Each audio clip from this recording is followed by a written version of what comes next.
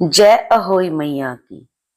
अहोई अष्टमी व्रत की आप सभी बहनों को बहुत बहुत शुभकामनाएं। अहोई अष्टमी का व्रत क्यों किया जाता है? अहोई अष्टमी का व्रत संतान की लंबी उम्र और उज्जवल भविष्य के लिए किया जाता है। और जिन बहनों के संतान नहीं है, वह संतान की प्राप्ति की कामना के लिए यह व्रत करती हैं। आज हम आपको सुनाएंगे अहोई अष्टमी व्रत की कथा, जिसके सुनने मात्र से ही अहोई मैया की कृपा से आपकी संतान की दीर्घायु और उज्जवल भविष्य होता है और निसंतान की जल्द ही गोद भरती है। सबसे पहले कथा सुनने से पहले हमें हाथ में थोड़े से गेहूं के दाने या चावल के दाने लेने होते हैं और एक लोटा भरकर हम रखेंगे।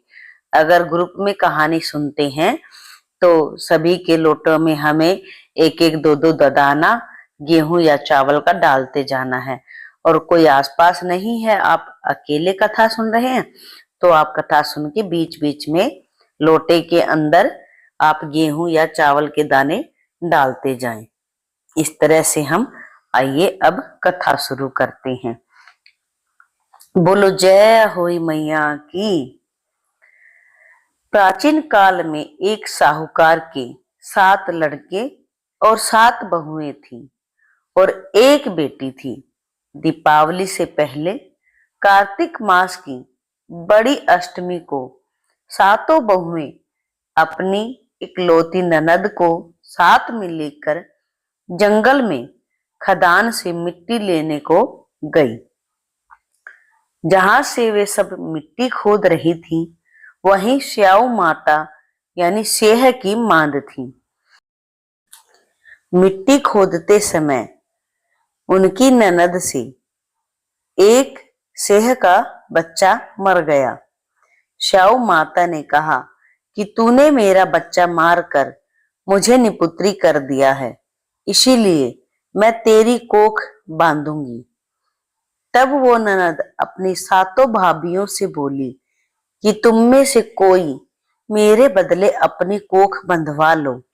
6 भाभियों ने अपनी कोख बंधवाने से मना कर दिया, इनकार कर दिया, परंतु छोटी भाभी सोचने लगी कि यदि मैं अपनी ननद का कहना नहीं मानूंगी तो कहीं सासू जी मुझसे रूठ ना जाएं, नाराज ना हो जाएं, गुस्सा ना हो जाएं। इस विचार से उसने अपनी ननद के बदले अपनी कोख बंधवा ली। इससे जब उसके लड़का हुआ तो वह 7वें दिन मर गया। इसी प्रकार उसके 7 लड़के हुए और मर गए। तब एक दिन उसने ज्योतिषी को बुलवाकर पूछा कि महाराज, ये क्या बात है? मेरे जो संतान होती है वो 7वें दिन मर जाती है, सो इसका क्या कारण है? तब पंडित जी बोले कि हे देवी, तुम सुरही गाय की पूजा किया करो, क्योंकि सुरही गाय शव माता की भाईली है। वो तेरी कोख छोड़े तो तभी तुम्हारा बच्चा जी सकता है। इसके बाद से वह बहू नित्य प्रति प्रातः काल उठ करके चुपचाप सुरही गाय के नीचे सफाई करके अनेक प्रकार से सेवा खिदमत करती, उनके लिए चारे की व्यवस्था करती, उनके लिए जल की व्यवस्था करती। गौ माता यह देखकर कि साहूकार के बेटे की बहू नित्य प्रति मेरी बहुत सेवा करती है, गौ माता उससे बोली कि तू मेरी बहुत सेवा करती है, इसीलिए मेरी आत्मा तुझसे बहुत प्रसन्न है, इसलिए मांग, मुझसे क्या मांगती है? साहूकार के बेटे की बहू बोली कि स्याऊ माता तुम्हारी भाईली है और उन्होंने मेरी कोख बांध रखी है, सो आप कृपा करके मेरी कोख अपनी भाईली से खुलवा दो।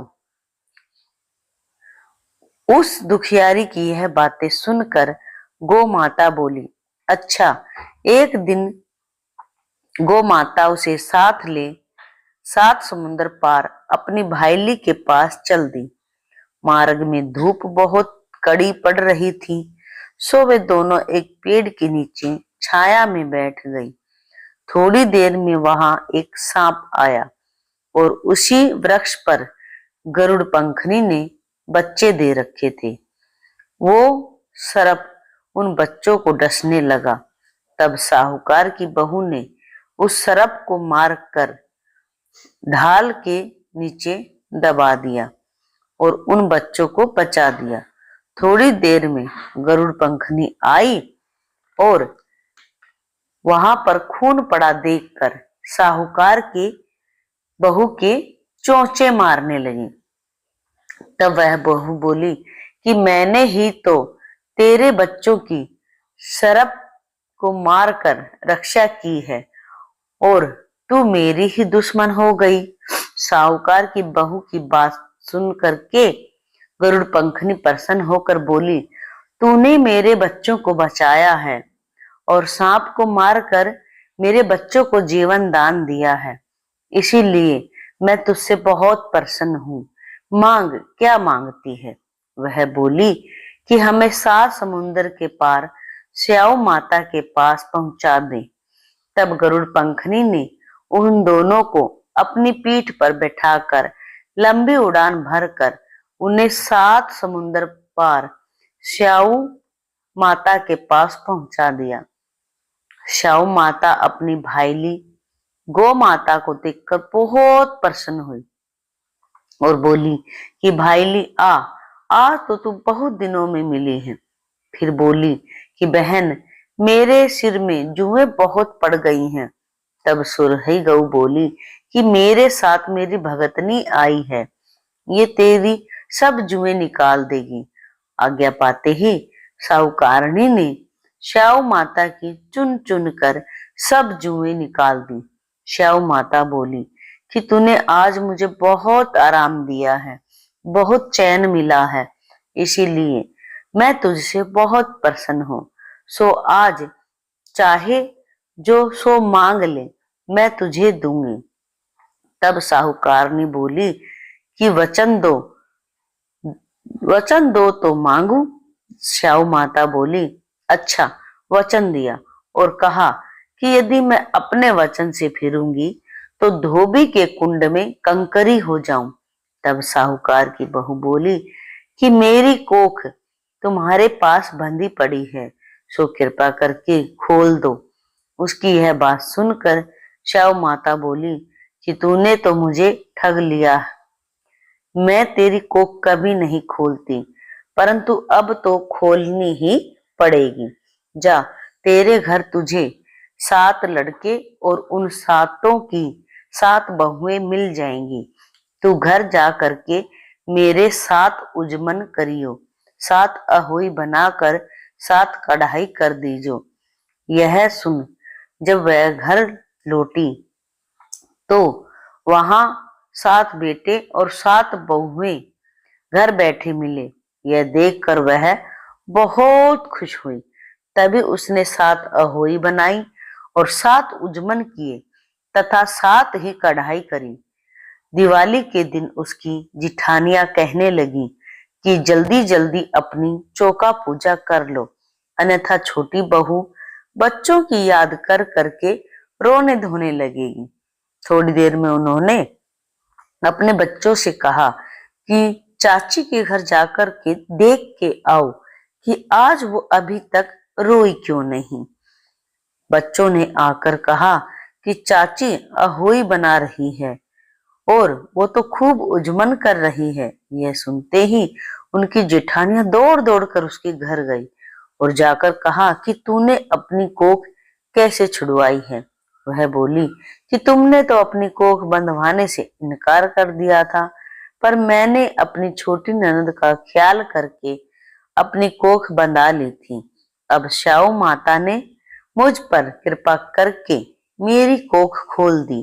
जिस प्रकार मेरी कोख खोली है, उसी प्रकार संसार की सभी नारियों की कोख खोल देना।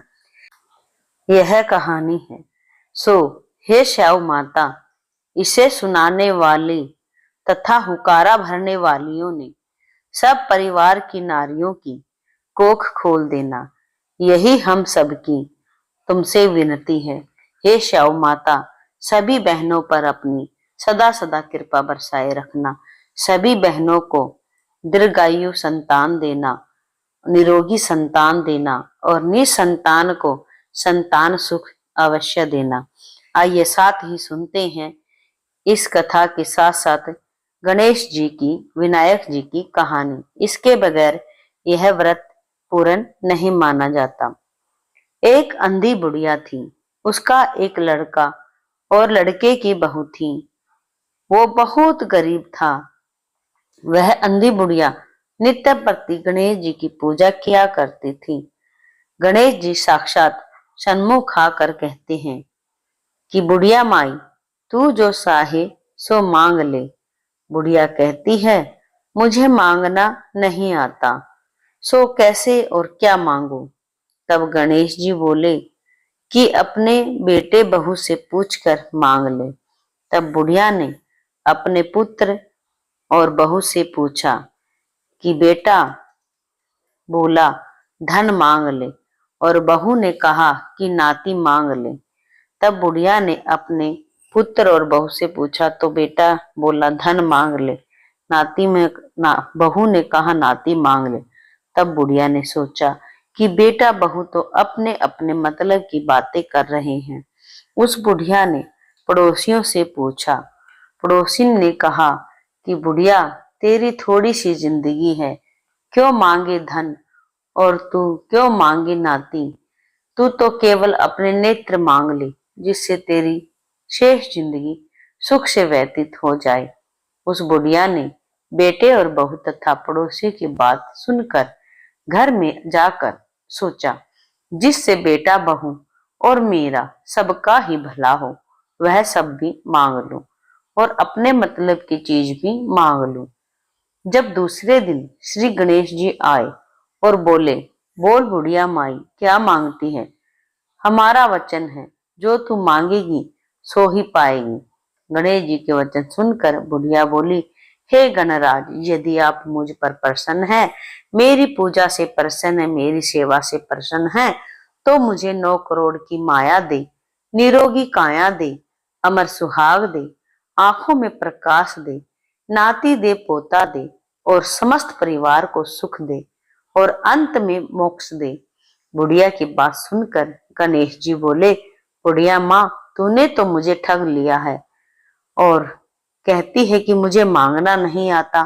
खैर, जो तूने मांग लिया है वह सब तुझे मिलेगा। यूं कहकर गणेश जी अंतर्ध्यान हो गए। हे गणेश जी महाराज, जैसे बुढ़िया माँ को मांगे अनुसार आपने सब कुछ दिया है, वैसा ही सबको देना, सब पर कृपा करना, सब पर अपनी कृपा दृष्टि रखना और सभी को ऐसे ही सुख और वैभव देना। हे गणपति महाराज, आपके श्री चरणों में हम सबकी यही दुआ है। जो भी इस कहानी को पढ़े और इस कहानी को सुने और इस कथा को कहने वाले और सुनने वाले पर भी अपनी कृपा बरसाना। और प्यारी बहनों और माताओं, हमने सुनी अहोई अष्टमी व्रत कथा और गणेश जी की कहानी। अगर आपको यह कहानी कथा अच्छी लगी हो तो आपसे विनती है, प्लीज इस चैनल को सब्सक्राइब करें। यह एक धार्मिक चैनल है। पूजा पाठ की वीडियो पाने के लिए, पूजा पाठ की जानकारी पाने के लिए इस चैनल को सब्सक्राइब जरूर करें घंटी के बटन के साथ, और कमेंट में जय श्री गणेश और जय अहोई माता की जरूर लिखें। मिलते हैं जल्द ही अगली वीडियो में। जय हो अहोई माता की। बोलिए गणपति महाराज की जय, बोलिए विघ्नहर्ता की जय।